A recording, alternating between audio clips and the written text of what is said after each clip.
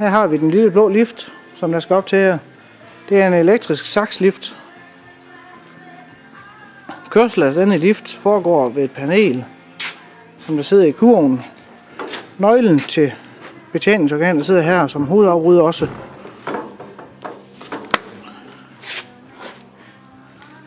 De røde felter er batteriindikator, plus at hvis I laver en forkert handling, eller der sker noget med liften, er det også en fejlkode, der kommer frem. Der medfølger en bog, hvor fejlkoderne står i. Kørsel skal den lampe lyse ind i midten. Derved tager man ved håndtaget, aktiverer den bagerste knap, holder den inde, trækker i håndtaget frem eller tilbage til retningen på liften. Knapperne på toppen er til hjulene.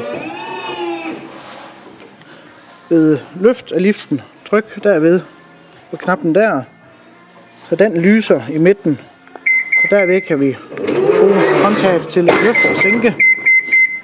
Horn og en skildpadde, hvis det er, I skal ind og køre et sted, hvor der ikke er meget plads.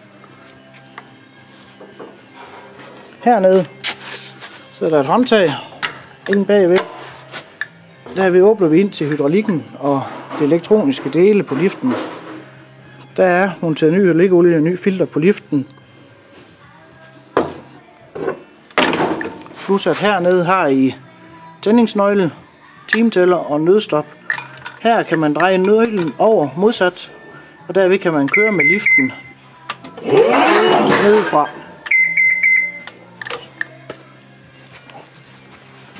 Bag på liften ved stigen sidder der 2 håndtag. Dette håndtag er nødsænk til liften. Man trækker ud i den, så sænker liften.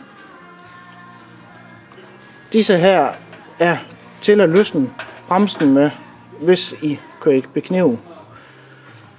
220 volts strømstik op i kurven. Herover har vi stikket til ladeapparatet, 220 volt. Der sidder ladelamper derinde, der indikerer, hvor mange procenter batteri der er oppe på. Her er der et håndtag.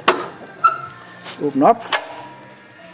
Der sidder 4 batterier, 4 6 volts batterier til 24 volt. Husk at kontrollere vand på batterierne. Væskestand skal være lige op til kanten af plastiklåget. Nede i proppen, cirka 2 cm nede fra toppen af.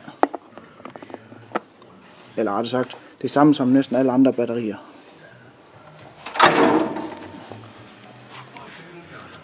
Så er der ikke så meget mere med liften. En meget enkel maskine.